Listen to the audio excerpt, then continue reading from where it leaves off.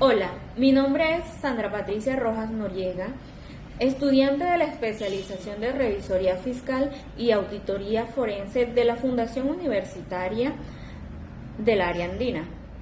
Hoy, junto con mis compañeras Nidia Carolina Yara Vargas y Paula Andrea Londoño Izaza, haremos un pequeño recuento de lo que fue el caso ético contable de la multinacional Odebrecht en Colombia. Odebrecht es una empresa constructora brasileña que protagonizó el mayor de los escándalos de corrupción en Latinoamérica a través de su división de operaciones estructurales llamada también la Caja 2. La compañía destinaba recursos para pagar sobornos y financiar campañas políticas en varios países, entre ellos Colombia. ¿Cuáles fueron los hechos principales en nuestro país?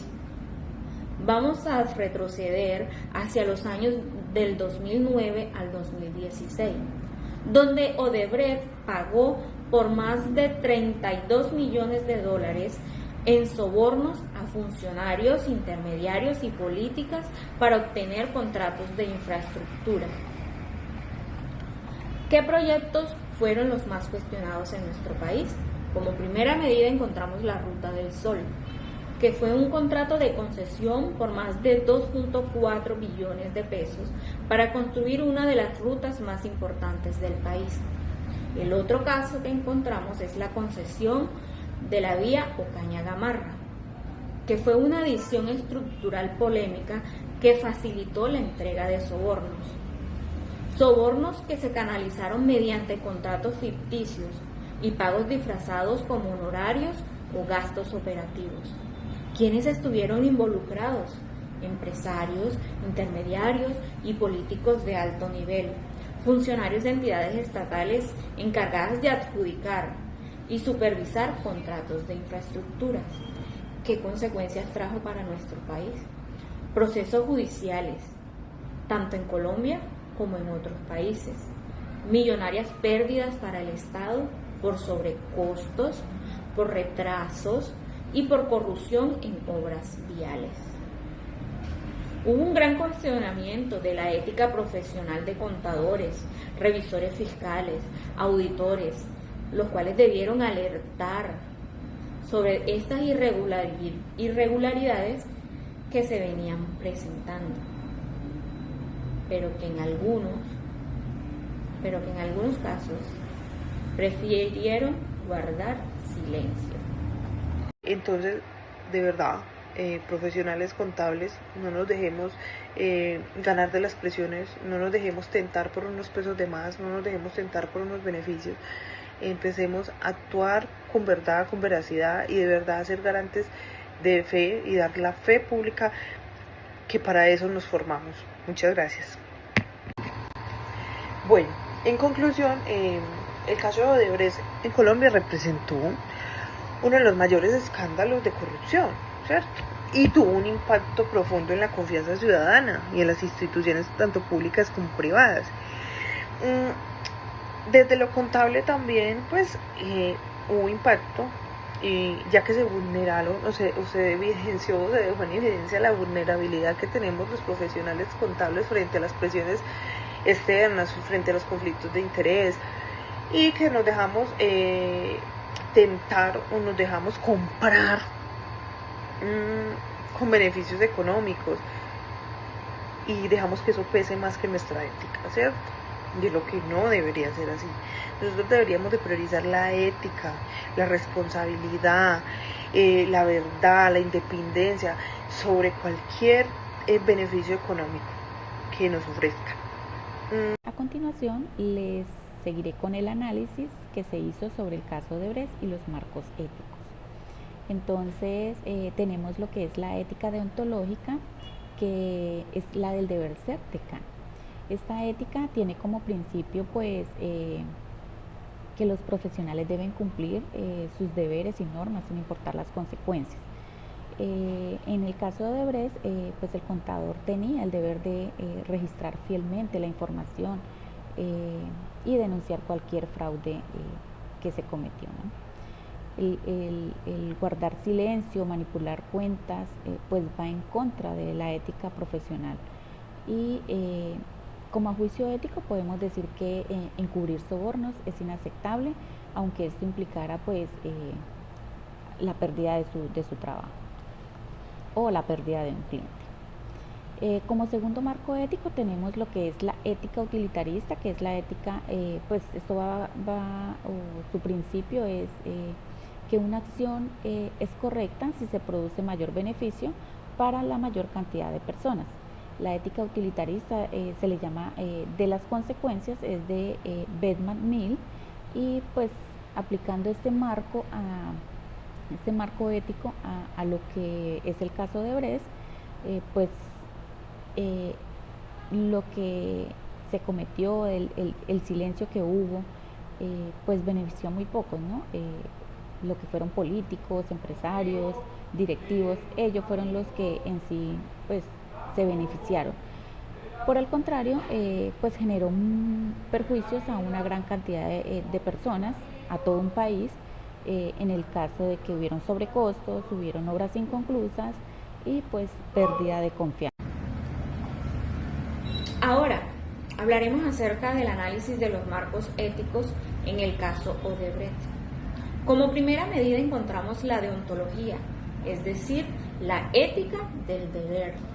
El contador tiene deberes claros: independencia, veracidad e integridad. En Odebrecht, estos deberes fueron vulnerados cuando se maquillaron cifras, se omitieron reportes de sobornos o se guardó silencio ante prácticas indebidas. ¿Cuál fue la falla ética? Incumplimiento del deber profesional y la traición al interés público. Como segunda medida encontramos el utilitarismo, es decir, ética de las consecuencias. Odebrecht priorizó el beneficio privado de políticos, contratistas, directivos por encima del bienestar social. El resultado fue un daño colectivo, pérdida de recursos públicos, obras inconclusas y desconfianza ante la ciudadanía. ¿Cuál fue la falla ética? Maximizar el beneficio de pocos a costa del perjuicio de muchos.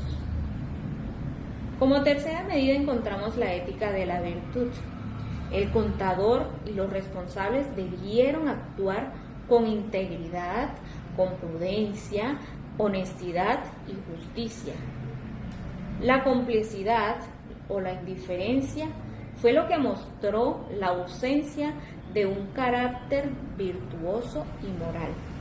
¿Cuál fue la falla ética? Se privilegió la ambición y la complacencia en lugar de la rectitud y la valentía profesional. Como último encontramos la ética del ciudadano. La corrupción de Odebrecht afectó a comunidades enteras. Los recursos desviados significaron menos inversión en educación, en salud, en infraestructura y en calidad de vida. Los profesionales que encubrieron estos actos no consideraron el impacto humano y social de sus decisiones. ¿Cuál fue la falla ética? Falta de sensibilidad hacia los más vulnerables, ignorando la dimensión social del ejercicio contable.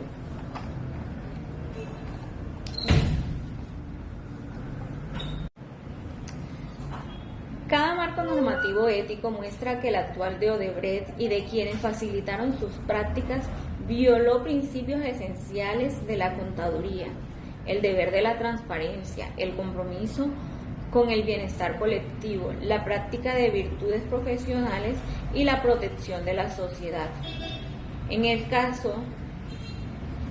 Este caso es un recordatorio de que la ética no es un complemento de la contaduría, sino un fundamento. Hola, mi nombre es Paula Andrea Londoño, soy contadora pública, vivo en la ciudad de Medellín y hoy les vengo a hablar de el impacto del caso de Odebrecht en la profesión contable. Entonces, todos sabemos que este caso fue muy mencionado debido a la corrupción tan grande que hubo dentro de esta organización, ¿cierto? Y este caso pues le deja unas lesiones muy grandes a la profesión o al rol de contadores públicos, de auditores forenses, de auditores y de revisores fiscales, ¿cierto? Entonces, les voy a hablar de 5 puntos. Uno de esos es el cuestionamiento de la independencia del auditor y el revisor fiscal. Entonces, obviamente, la independencia fue fuertemente cuestionada debido a que estos profesionales o estos roles de auditores y de revisores fiscales no alertaron a tiempo a los entes de control sobre las irregularidades que estaban encontrando dentro de la organización, sino que se dejaron llevar, ya sea por presiones de la gerencia, por presiones de los directivos o por presiones políticas, y no fueron objetivos. Eso afectó directamente su objetividad. Entonces acá estamos violando dos de los principios éticos que tenemos como contadores, como profesionales de la contabilidad. Claro, y esto hace que se pierda la confianza pública, debido a que nosotros como garantes de la verdad, garantes de la fe y que damos fe pública, estamos permitiendo que este tipo de irregularidades pasen y no las estamos alertando de manera correcta o a tiempo a los entes que deben de regularnos, ¿cierto? Como segundo punto, como lo hablaba anteriormente, vamos a hablar de la pérdida de la confianza pública en la profesión, ¿cierto?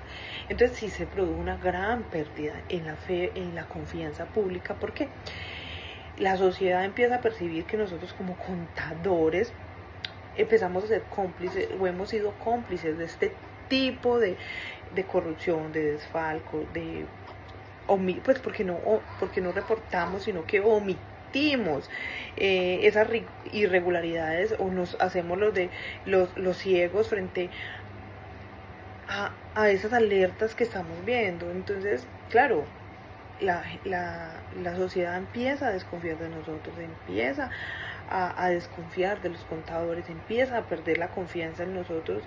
Y no solo en uno, sino que cuando uno o dos cometen ese tipo de irregularidades o de actos, pues obviamente toda la profesión se ve afectada. Entonces vamos a hablar como tercer punto de la evidencia de la debilidad de los controles internos y externos. Claro, en esto se evidencia que hay una falta de controles internos grande, ¿cierto? Porque los sistemas de controles dentro de este caso no fueron suficientes. El rol de contador no se cuestionaba sobre esos registros que se disfrazaban, o sea, esos sobornos que se disfrazaban como gastos y así se registraban. Eso ya era una alerta, algo que, listo, que se debió alertar. ¿Y qué hace? Que uno se pregunte, venga, ¿esto de qué es? ¿Dónde están los soportes de esto? Venga, sopórteme, ¿por qué están pagando? Porque nosotros como contadores tenemos que buscar la verdad. Perdón, como auditores y profesionales en la contabilidad tenemos que ir a buscar la verdad, ¿cierto? Tenemos que ir detrás de eso que nos está llamando la atención, que eso nos está alertando, que hace que haya una duda en nosotros y reportarlo a tiempo. Si la dirección es cómplice, entonces ir a los entes regulatorios y decir, venga, que dentro de esta compañía algo está ocurriendo. Y no volvernos cómplices de eso. Por eso es que se está perdiendo la fe y la confianza en los contadores, ¿cierto? Como cuarto, vamos a hablar de el reforzamiento del rol ético del contador, ¿cierto? Entonces, acá vamos a hablar ya de la ética, ¿cierto? Con este caso se hace un llamado a la ética profesional, ¿cierto? Porque un contador no solo maneja cifras, ¿cierto? Sino que también tenemos que emitir juicios, tenemos que denunciar, tenemos que reportar, ya que somos veedores sociales, ya que somos los que damos fe pública, los que podemos incurrir en una sanción a nosotros como contadores, como auditores de revisores, nos pueden quitar la tarjeta profesional y pueden judicializarlo, ¿cierto? Entonces no solamente es a nivel social de desfalcar y venir a ayudar a desfalcar o que haya un acto de corrupción dentro de una empresa, sino que también nos veremos afectados, y todo esto ocurre muchas veces porque nos dejamos comprar, esa es la verdad, nos dejamos comprar,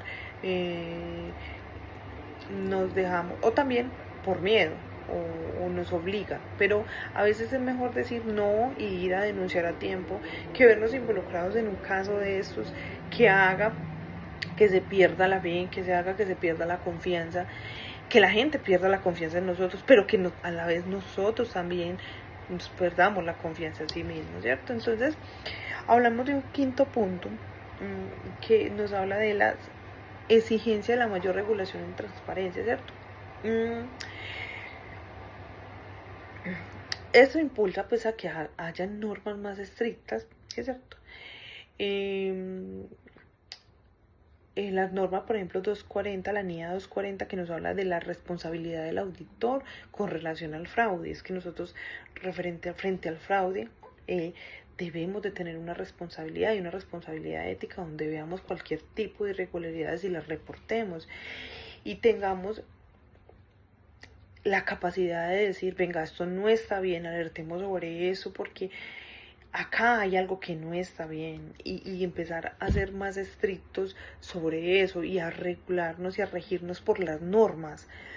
También la 250, que esta es la que nos habla, como lo decía, de las leyes, ¿cierto? Consideraciones de las leyes de las auditorías sobre los estados financieros, ¿cierto? Entonces, si tenemos unas leyes, si tenemos unas normas, Temas éticos contables del caso de Odebrecht. Tenemos que hubieron registros contables de sobornos. ¿Esto qué quiere decir? Pues que los pagos en Odebrecht estuvieron disfrazados como honorarios, como consultorías, como gastos operativos. Y acá el dilema es, el profesional debía registrar fielmente las transacciones aunque revelara ese acto ilícito, o por el contrario debía maquillar las cuentas y cumplir con las órdenes de parte de la gerencia. También tenemos que en este caso de Odebrecht, pues la independencia del revisor fiscal y el auditor se vieron pues bastante involucrados, ya que tuvieron indicios en irregularidades de contratos. El dilema entonces en este caso sería pues que ellos debían denunciar y arriesgar la pérdida del cliente o guardar silencio para conservar su contrato y pues su beneficio económico. También tenemos el conflicto de intereses. El profesional pues contable fue contratado y estaba vinculado directa o indirectamente con las empresas contratistas y pues por ello tenían beneficios económicos. Acá el dilema es, el profesional debería o debía proteger el interés público o priorizar el interés de los directivos, pues que ellos por darle sus contratos a cambio tenía sus beneficios económicos, que eran los que pagaban salario. También tenemos lo que es la omisión de reportes obligatorios. Como sabemos, acá en Colombia pues la normativa exige que lo que es el revisor fiscal, el auditor, todo lo que tenga que ver con la profesión contable, cuando ellos vean que existan irregularidades, fraudes, corrupción, lo que tienen que hacer es informar. En este caso, pues el dilema es el profesional debe o debía cumplir legal y éticamente en denunciar este caso o evitar hacerlo pues por presiones políticas y pues beneficios económicos. También tenemos lo que es la transparencia de los estados financieros. Pues como sabemos, los estados financieros es como ese soporte que tiene toda persona que ingrese a consultarlos, en que se deben reflejar cifras reales. Aparentemente acá en Odebrecht lo que se hacía era que los estados financieros aparentemente estaban en normalidad. Entonces el dilema es, los profesionales debían de aprobar esos estados financieros pese a que pues existían cuentas, pese a que pues no mostraban la realidad económica de la empresa, o optar por rechazarlos y no firmarlos y enfrentar pues las represalias que estos tuvieran. También existe lo que fueron presiones internas y externas. ¿Esto qué quiere decir? Pues que los revisores y los contadores podían recibir presiones de la alta gerencia, de políticos, de empresarios, y que pues para que les cubrieran todo lo que estaban haciendo, las irregularidades que se estaban cometiendo en Odebrecht.